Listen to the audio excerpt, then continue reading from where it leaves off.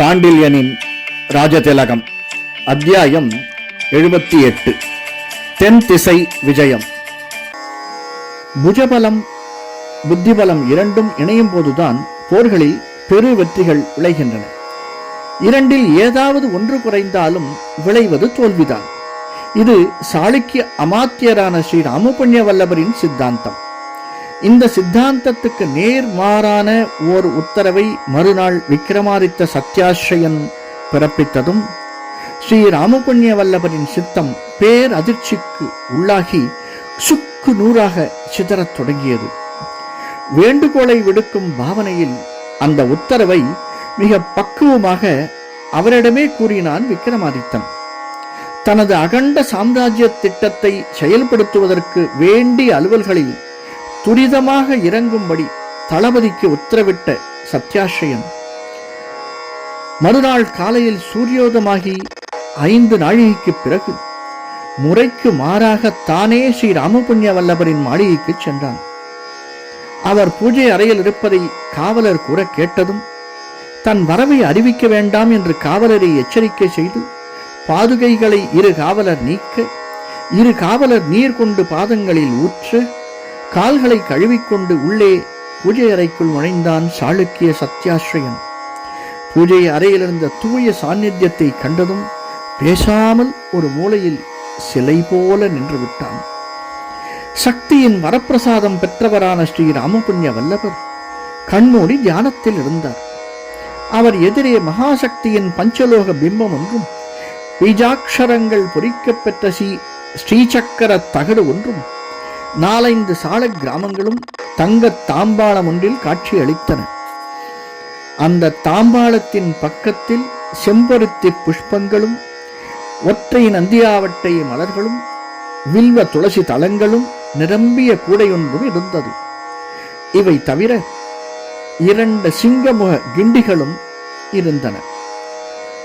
நீண்ட நேரம் தியானத்திலிருந்த ஸ்ரீ ராமபுண்ணிய வல்லபர் மெல்ல கண்விழித்து மகாசக்தி பிம்பத்தை சிறிது நேரம் உற்று நோக்கிறார். பிறகு கிண்டியில் இருந்த பாலை சிங்கமுகத்தின் மூலம் அந்த பிம்பத்துக்கும் தகட்டுக்கும் வேத ரிக்குகளை சொல்லி அபிஷேகம் செய்துவிட்டு சால கிராமங்களுக்கு மட்டும் பிரம்மயஜ்ஞ சாமகானம் சொல்லி திருமஞ்சனம் ஆட்டினார்.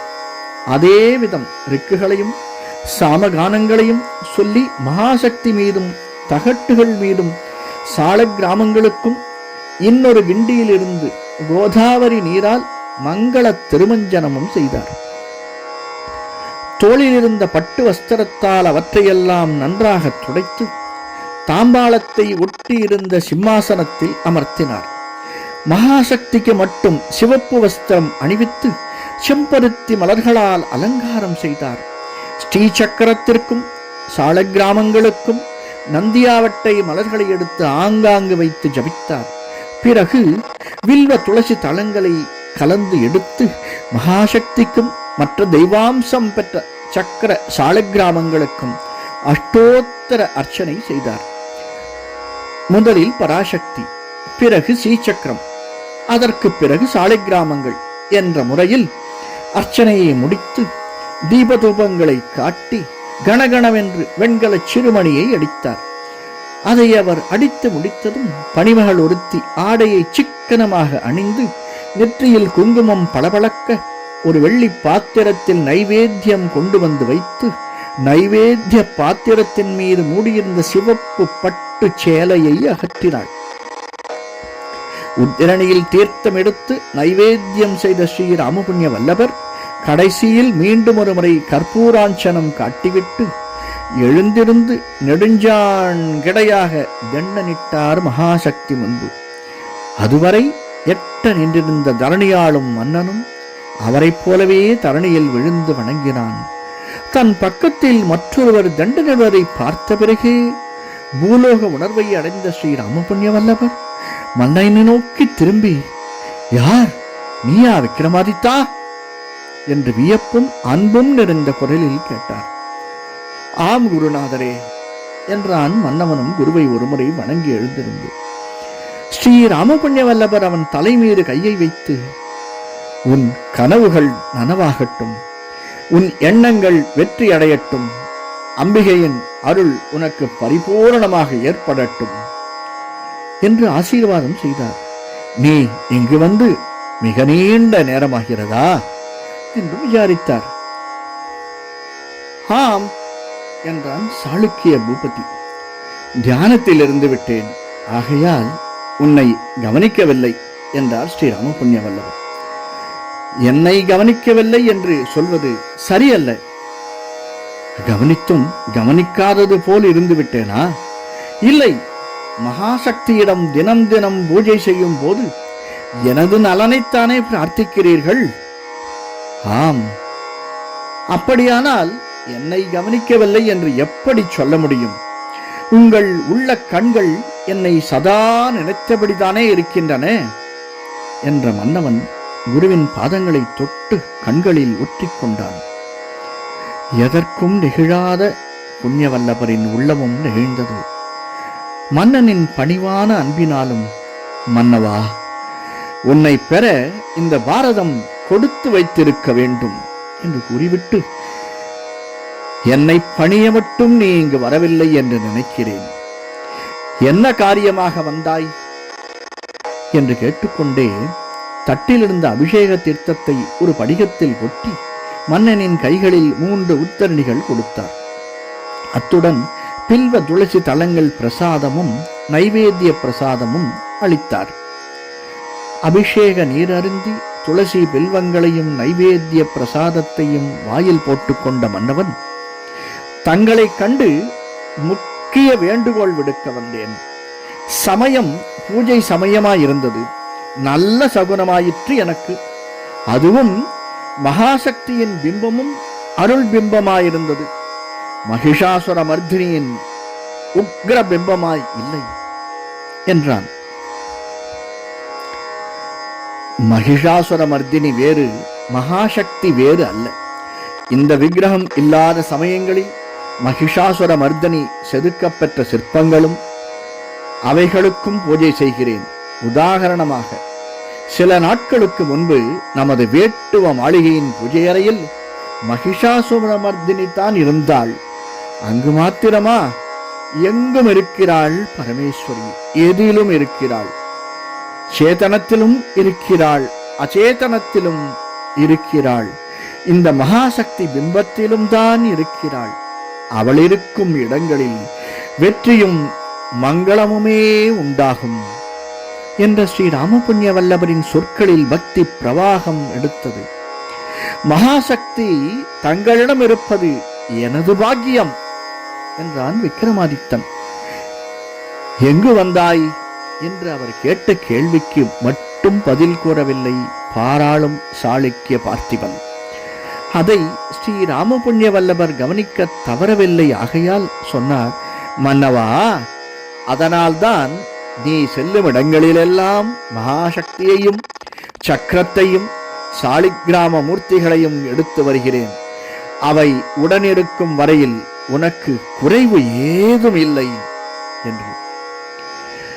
மகாதேவி தங்களிடம் இருக்கும் வரையில் நான் எங்கிருந்தாலும் வெற்றி தருவோம். எனக்கு மங்களத்தை அளிக்க தங்கள் பூஜை போதாதா என்று வினவினான் விக்ரமாதித்தன். சாணை பிடிக்கப்பட்ட கத்தியை விடவா? கூர்மையான அறிவுள்ள ஸ்ரீராமபுண்ணிய வல்லவர் கண்கள் சர்வசாதாரணமாக மன்னனை நோக்கினாலும் அவர் பார்வை அவன் மனதை ஊடுருவிச் சென்றது. சொல்ல வந்ததை வாய்விட்டு சொல்லிவிடு என்று வினவினார் அமாத்தியர். விக்ரமாதித்தன் சிறிது தயக்கத்துடன் சொன்னார், குருநாதர் என்னை மன்னிக்க வேண்டும். நேற்று மந்திராலோசனையில் அவர் கருத்தை ஏற்காததற்கு என்று. அது நேற்றைய கதை. இன்று கதை என்ன என்று வினவினார் ஸ்ரீராமபுண்ணிய வல்லவர். இந்த காஞ்சி பல்லவர் தலைநகர் என்று மெல்ல துவங்கினான் சத்யாஸ்ரயன். அதனால் என்ன? இங்கு இருப்பவர் தான் காஞ்சியையும் காப்பாற்ற முடியும், காஞ்சியை நோக்கி வரும் சாலைகளையும் காக்க முடியும். புரிகிறது என்ற ஸ்ரீராமபுண்ணிய வல்லவரின் சொற்களில் அதிர்ச்சி லேசாக தெரிந்தது.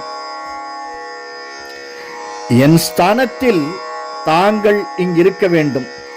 நான் உறையூரை அடைவதற்குள் இந்த 3 சாலைகளில் உள்ள படைகளை நிர்வகித்து பல்லவ மன்னனும் அவன் இளவலும் என்னை அணுகாமல் பார்த்து கொள்ள வேண்டும் என்றான் மன்னன் உத்தரவு தொனிக்காத வேண்டுகோளுடன் கூடிய குரலில். ஸ்ரீ ராமபுண்ணிய வல்லவரின் கூரிய கண்கள் விக்ரமாதித்தனை அளவெடுத்தன. ஒரு வினாடி. காஞ்சியில் என்னை விட்டு உரகபுரி செல்ல போகிறாயா நீ என்று வினவினார் அதிர்ச்சி மேலிட்ட குரலில். அதுதான் உத்தேசம் என்றான் விக்ரமாதித்தன் நிலையான குரலில். என்னை தாண்டி பல்லவர் உரகபுரியை அடைந்தால்? ஸ்ரீ ராமபுண்ணிய வல்லவரின் கேள்வியில் மன்னனை பற்றிய சிறிது அச்சமும் இருந்தது. உங்கள் சீடன் அவர்களை போர்க்களத்தில் சந்திப்பான் என்றான் விக்ரமாதித்தன். அந்த போர் ஏற்படும் போது உனக்கு ஆலோசனை சொல்ல உனது போர் மந்திரி தேவையில்லையா? தேவைதான். ஆனால் இங்கும் பல்லவர்களை தேக்க வல்லவர் ஒருவர் வேண்டுமே. அதற்கு தங்களை தவிர வேறு யார் இருக்கிறார்கள்? இதை கேட்டதும் வருத்தம் கலந்த புன்முறுவல் ஒன்று ஸ்ரீ ராமபுண்ணிய வல்லவரின் இதழ்களில் படர்ந்தது. அதன் சாயை அவர் வதனத்திலும் விரிந்தது. மன்னவா, உன் துணிவை மெச்சுகிறேன். ஆனால் அடுத்த முறை நீ போரில் பல்லவர்களை சந்திக்கும் பொழுது பரமேஸ்வரனை மட்டும் சந்திக்கப் போவதில்லை, அவன் மகன் ராஜசிம்மனையும் சந்திப்பாய். அவனுக்கு முதலாம் நரசிம்மவர்மன் என்ற பெயரை வைத்திருக்கிறான் பரமேஸ்வரவர்மன். ஆனால் பல்லவ இளவல் அந்த பழைய நரசிம்மவர்மனை விட தந்திரத்திலும் போர் திட்டங்களை வகுப்பதிலும் பலமுறை உயர்ந்தவன். பரமேஸ்வரனை விட போர் நுணுக்கங்களை நன்றாக அறிந்தவன். அவனை நீ சந்திக்கும் போது என் யோஜனை உனக்கு தேவையாயிருக்கும் என்று குரலிலும் வருத்தம் தொனிக்க சொன்னார். விக்ரமாதித்தன் இதழ்களில் புன்முறுவல் படர்ந்தது. தந்தை தனையனை பற்றி விசாரப்படும் நிலை தங்களுடையது. பிள்ளைகளிடம் உள்ள பாசத்தால் தந்தை தனையனை குறைவாக மதிப்பிடுவதும் உலக இயல்புதானே என்றான் விக்ரமாதித்தன். என் நிலை அதல்ல. எதிரியின் பலத்தை கண்டு அடுத்து வரும் ஆபத்தை கண்டு அச்சமடைந்துள்ள அமாத்தியனின் நிலை இது என்றார் ஸ்ரீ ராமபுண்ணிய வல்லவர். அச்சம் என்பது தங்கள் அமரகோசத்தில் கிடையாது என்பது எனக்கு தெரியுமே. என்னிடமுள்ள வாஞ்சை என் வீரத்தை குறைத்து மதிப்பிடுகிறது என்று அழுத்திச் சொன்னான் விக்ரமாதித்தன். இல்லை மன்னவா, உன்னிடமுள்ள வாஞ்சை என் கண்களை மறைக்கவில்லை. எதிர்நோக்கி இருக்கும் ஆபத்தை என் அகக்கண்கள் இப்பொழுதே காண்கின்றன. உரகபுரிக்கும் வாதாபிக்கும் இடையேயுள்ள நெடும் தூரத்தை நான் காண்கிறேன். பல்லவர் படையுடன் நமது படை இன்னும் நேருக்கு நேர் மோதவில்லை என்பதையும் நினைத்து பார்க்கிறேன். நாம் காஞ்சியை அணுகும் முன்பாகவே தனது படையின் பெரும் பாகத்தை பிரித்துவிட்டு அதிக சேதமில்லாமல் காஞ்சியை விட்டு சென்ற பல்லவ மன்னனை பற்றி சிந்திக்கிறேன். சிதறிவிட்ட படை ஒன்று சேர்க்கப்பட்டால், சரியான தளபதியின் கீழ் இயங்கினால், சாளுக்கிய நாட்டையும் நம்மையும் துண்டித்து விட்டால் ஏற்படக்கூடிய விளைவுகளை நினைக்கிறேன். நினைக்க நினைக்க எனக்கே அச்சம் ஏற்படுகிறது. அதுவும் உனக்கு துணை நிற்க நான் இல்லை என்பது அந்த அச்சத்தை இன்னும் அதிகப்படுத்துகிறது என்று கூறிக்கொண்டே பூஜாசனத்தை விட்டு எழுந்திருந்தார்.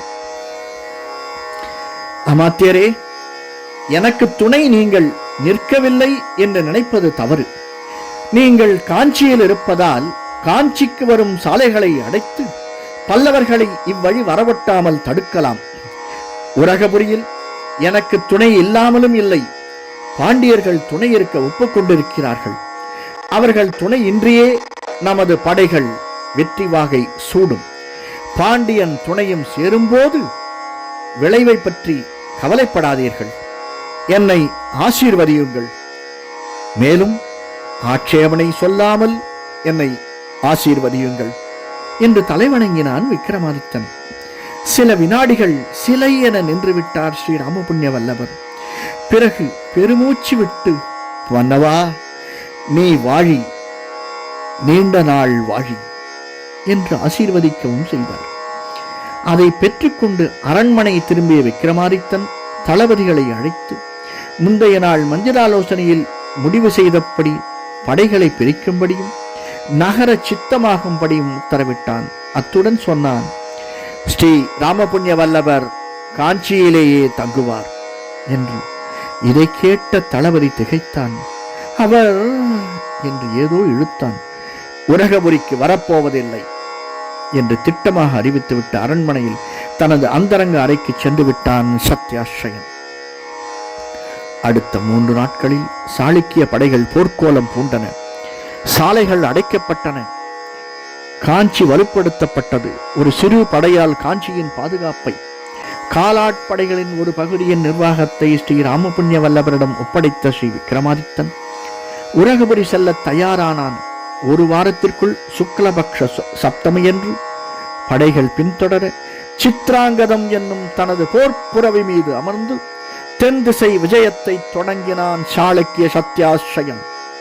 அவன் செல்வதை, காஞ்சியின் தெருக்கள் வழியாக பெரும் படை நகருவதை எதிரும் புதிருமாயிருந்த மாளிகைகளின் உப்பரிகளில் இருந்து ஸ்ரீராமபுண்ணிய வல்லவரும் தண்டி மகாகவியும் கவனித்தனர். ஸ்ரீராமபுண்ணிய வல்லவரின் வதனத்தில் வருத்தத்தின் சாயையும் கவலையும் விரிந்து கிடந்தன. தண்டி மகாகவியின் முகத்தில் விவரிக்க இயலாத குழப்பம் ஆட்கொண்டு விட்டது.